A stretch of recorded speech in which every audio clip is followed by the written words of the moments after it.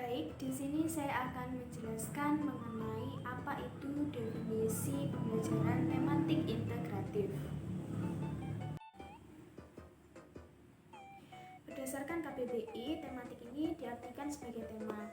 Nah, tema yang dimaksud memiliki peran sebagai alat penggabung dari berbagai materi yang bermacam-macam dari berbagai mata pelajaran yang mempunyai konsep yang sama. Nah, sedangkan integratif itu memiliki arti sebagai penggabungan.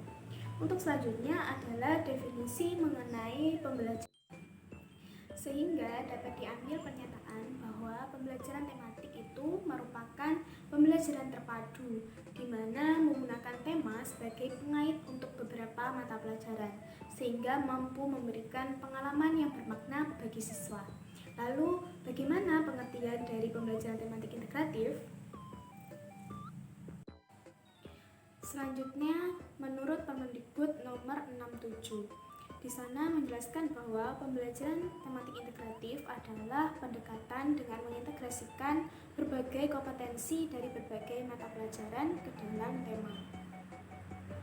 Sesuai dengan pengertian tersebut, dalam pembelajaran tematik integratif, pengintegrasian terwujud ke dalam dua hal, yakni yang pertama adalah integrasi sikap, keterampilan, dan pengetahuan.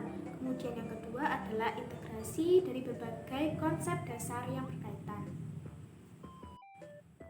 Dari dua pengertian tersebut, dapat ditarik kesimpulan bahwa pembelajaran tematik integratif adalah pendekatan pembelajaran yang mengintegrasikan beberapa kompetensi dari berbagai mata pelajaran ke dalam satu tema, sehingga siswa mendapatkan pengalaman belajar yang bermakna serta pengetahuan yang didapat tidak terbatasi oleh adanya disiplin ilmu tertentu. Nah, oleh karena itu, pembelajaran akan dapat mengembangkan ranah kognitif, afektif, dan keterampilan siswa dengan seimbang dan menyeluruh. Selanjutnya adalah tujuan dan manfaat dari pembelajaran tematik integratif. Pertama, yang akan kita bahas adalah mengenai tujuan dari pembelajaran tematik integratif. Yang pertama adalah berorientasi pada satu tema.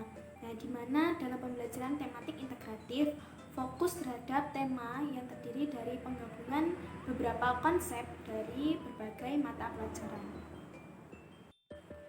Selanjutnya adalah menyajikan konsep berdasar atas beberapa mata pelajaran dengan tujuan untuk mengembangkan berbagai kompetensi dalam tema tertentu. Kemudian yang ketiga adalah mewujudkan materi yang lebih mendalam dan berkesan.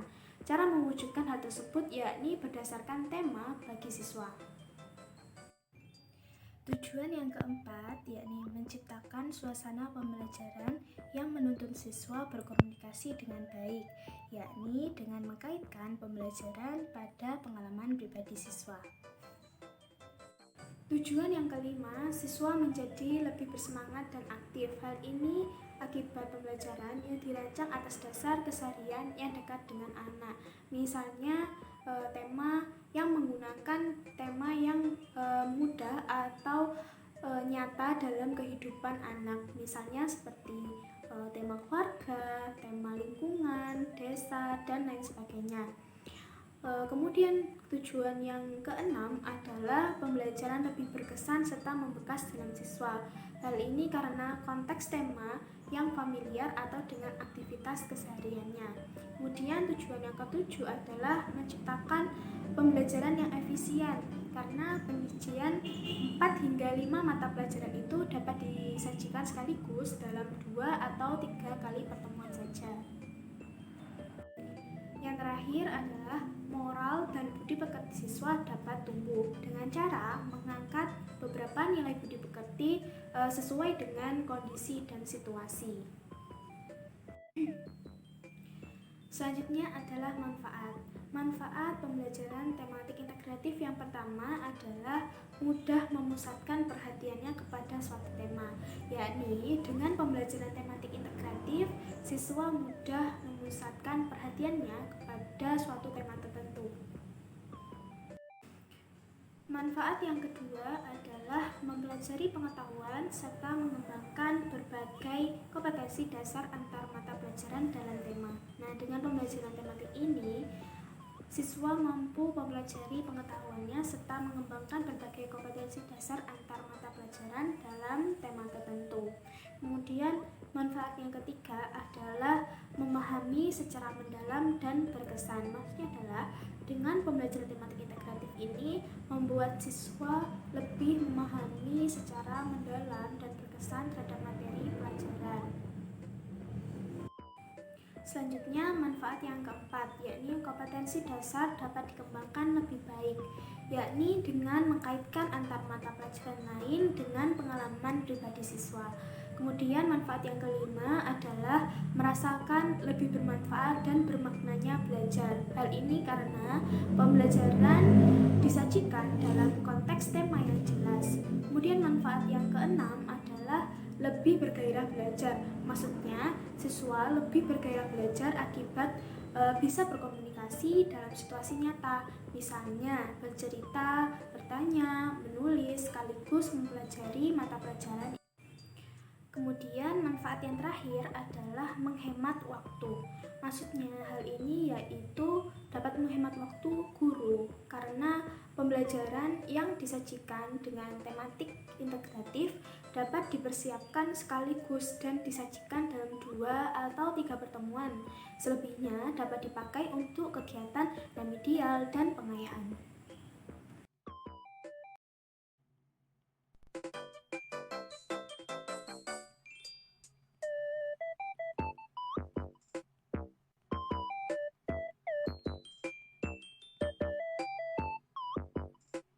Selanjutnya ada karakteristik pembelajaran tematik integratif. Menurut Trianto dan kawan-kawan menyatakan bahwa model pembelajaran ini menggabungkan beberapa mata pelajaran menjadi satu tema yang menumbuhkan pembelajaran yang bermakna bagi pengalaman siswa. Dengan menggunakan kurikulum 13 ini diharapkan siswa semakin aktif menggali informasi dan mampu memecahkan permasalahan yang mereka temukan. Selain itu, pada pembelajaran ini materi yang diajarkan dapat diintegrasikan dengan kehidupan sehari-hari agar siswa mampu memahami materi dengan mudah. Karakteristik pembelajaran tematik integratif menurut Prastowo, yang pertama ada menggabungkan dengan berbagai mata pelajaran. Misalnya ketika guru sedang menjelaskan tentang mata pelajaran bahasa Indonesia, materi implementasi kalimat tolong, minta maaf, dan terima kasih, kemudian diintegrasikan dengan mata pelajaran ilmu pengetahuan sosial dengan materi tolong menolong dan saling menghargai. Karakteristik yang kedua ada berpusat pada siswa atau student-centered learning. Dalam pembelajaran ini, guru memberikan ruang luas bagi siswa untuk mengekspor pengetahuannya. Jadi, mereka dibebaskan untuk mencari tahu tentang informasi dan pemecahan masalah sesuai dengan gaya belajarnya, ketertarikan maupun kemampuan yang mereka miliki. Namun, tidak terlepas dari pengawasan guru sebagai fasilitator bagi siswa saat proses pembelajaran berlangsung. Yang ketiga ada pemisahan mata pelajaran yang tidak signifikan. Jadi pada saat guru menjelaskan suatu topik, untuk perpindahan ke topik lain diharap tidak terlalu signifikan. Maka dari itu, saat pembelajaran diarahkan pada pembahasan tema-tema yang paling dekat. Karakteristik yang keempat ada pengembangan keterampilan pada siswa. Dengan digunakannya mode pembelajaran student-centered learning, guru memberikan kebebasan kepada siswa untuk mengekspor pengetahuannya dan mencari tahu solusi dari permasalahan yang mereka alami.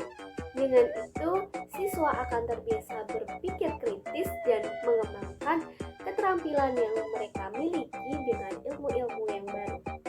Karakteristik yang kelima ada menggabungkan permainan dengan belajar. Jadi, salah satu pendekatan yang digunakan dalam pembelajaran tematik bisa menggunakan pendekatan saintifik.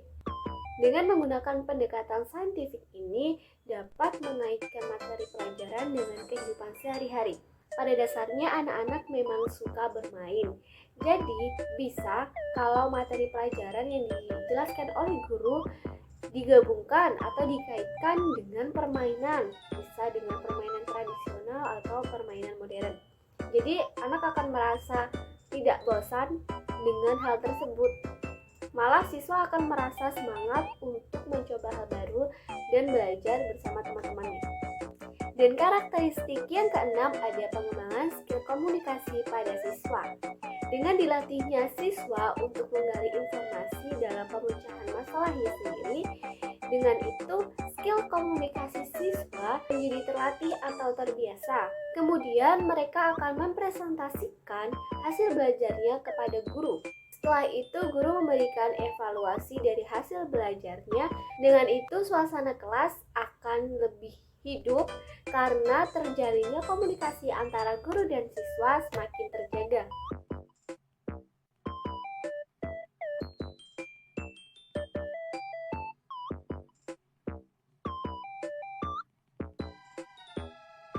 Selanjutnya, prinsip-prinsip dasar implikasi pembelajaran tematik integratif. Yang pertama ada memiliki tema yang berhubungan dengan kehidupan sehari-hari. Jadi tema yang ada pada pembelajaran ini berhubungan dengan kehidupan sehari-hari siswa, di mana yang di dalamnya terdapat beberapa mata pelajaran yang dijadikan satu agar dapat saling berkaitan satu sama lain. Yang kedua ada pemilihan tema secara khusus. Dalam pemilihan tema mata pelajaran pada pembelajaran ini tidak dipilih secara acak, namun dipilih dengan menentukan hubungan materi satu dengan materi yang berbeda dalam satu tema agar tercapai pembelajaran yang bermakna. Yang ketiga, ada metode belajar yang sesuai tujuan kurikulum. Diharapkan dalam pembelajaran tematik integratif ini memilih metode yang sesuai dengan tema yang diajarkan agar tercapai tujuan yang telah disusun, di mana tujuan yang telah disusun telah disesuaikan dengan kebutuhan pendidikan yang ada di Indonesia. Dan yang keempat, materi sesuai kebutuhan dan kemampuan siswa. Jadi materi yang akan diajarkan haruslah dipertimbangkan sesuai dengan karakteristik, kebutuhan, dan kemampuan siswa. Jadi materinya tidak dipilih secara acak ataupun hanya sekedar untuk disampaikan agar siswa mendapat wawasan baru, tetapi harus juga disesuaikan dengan gaya belajar, kebutuhan, dan kemampuan siswa.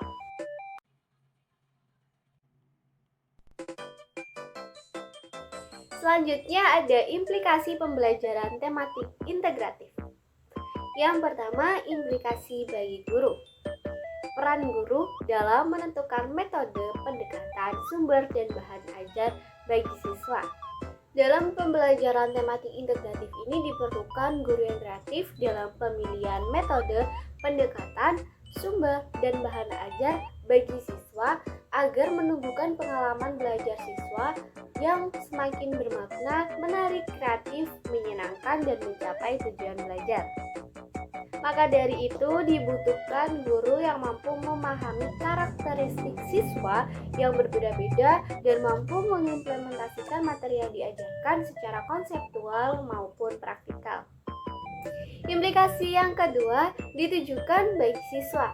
Bagaimana siswa memahami materi pembelajaran dengan memperhatikan guru saat menjelaskan, aktif bertanya saat diskusi, mengeksplor pengetahuan, memecahkan permasalahan secara mandiri, lalu mengomunikasikan hasil belajarnya kepada guru, lalu guru memberikan evaluasi sesuai dengan materi yang ditanyakan. Selain itu, dapat juga siswa melakukan belajar secara individu ataupun dengan kelompok. Dengan itu, tujuan belajar akan mudah tercapai dengan keaktifan yang berlangsung di kelas, komunikasi antara guru dan siswa. Implikasi yang ketiga ditujukan untuk sarana dan prasarana, mengenai kebutuhan fasilitas sekolah untuk menunjang proses pembelajaran siswa. Pada poin ini memang perlu diperhatikan bagi sekolah juga agar melengkapi kebutuhan siswa atau memfasilitasi sarana dan prasarana yang ada di sekolah. Namun untuk di beberapa sekolah terpencil atau terpelosok biasanya memang untuk hal ini sedikit kurang karena ada beberapa faktor lainnya. Tetapi itu semua tidak menjadi penghambat apabila guru memiliki peran yang kreatif sehingga memanfaatkan bahan ajar atau sarana prasarana yang ada di sekitar menjadi fasilitas bagi siswa. Jadi kelebihannya siswa akan lebih dekat dengan lingkungan.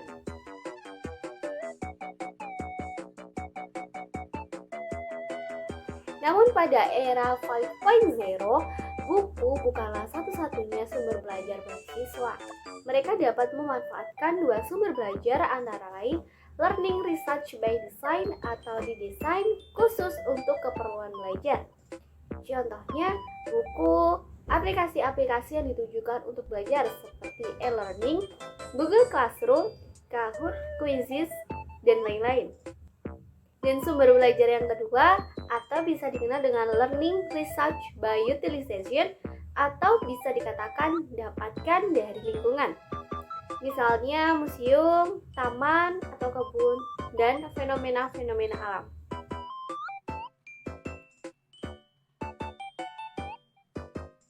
Kemudian implikasi yang kelima ditujukan pada pemilihan metode. Hal ini memerlukan perhatian khusus agar guru mampu menyampaikan materi yang diajarkan dengan mudah dan bermakna. Memang pada saat pemilihan metode atau bisa juga dalam pemilihan pendekatan diperlukan tindakan khusus dalam pemilihan.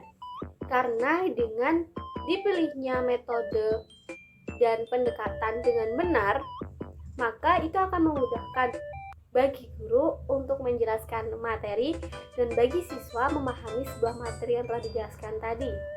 Selain itu, apabila metode dan pendekatannya sudah pas atau sudah sesuai, siswa tidak akan mudah bosan. Justru malah siswa akan merasa lebih tertarik dan semangat belajarnya semakin tinggi. Dengan itu, siswa akan mengembangkan pola pikirnya dengan kritis dan mampu lebih dalam menyelesaikan sebuah permasalahan yang ada.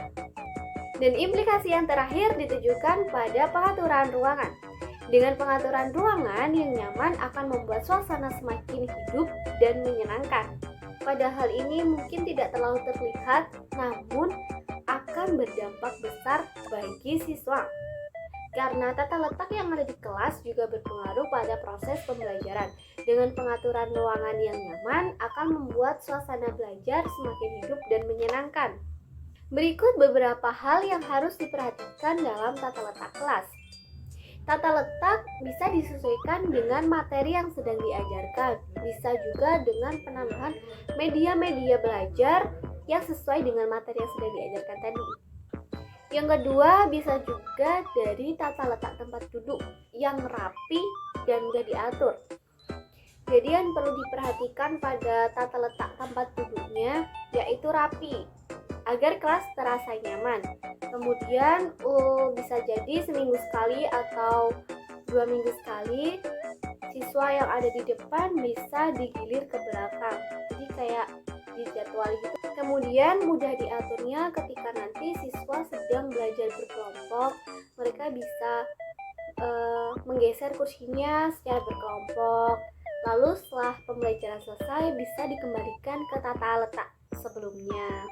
Selanjutnya bisa juga peserta didik diajak duduk di lantai namun dilapisi dengan karpet. Jadi nanti akan menumbuhkan suasana baru dan anak tidak merasa bosan ketika harus duduk di tempat duduk terus. Kemudian pada dinding-dinding kelas bisa juga ditempeli dengan hasil karya anak-anak. Misalnya ketika anak diminta untuk membuat kerajinan tangan seperti figura atau foto-foto kelase seperti itu. Kemudian selanjutnya bisa juga pada kelas diberikan pojok baca atau perpustakaan mini.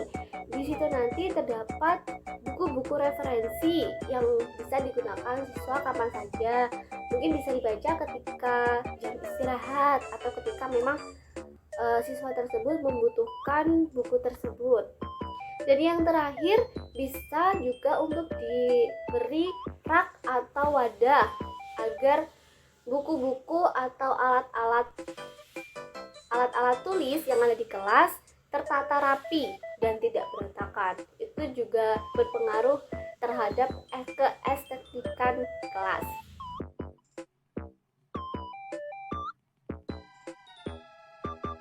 Sekian presentasi dari kelompok 1. Saya Zanba Waramita dan Suci Kurnia. Mohon maaf apabila ada kesalahan. Di sini kami semua juga sama-sama belajar mengenai pembelajaran tematik integratif. Semoga bermanfaat. Wassalamualaikum warahmatullahi wabarakatuh.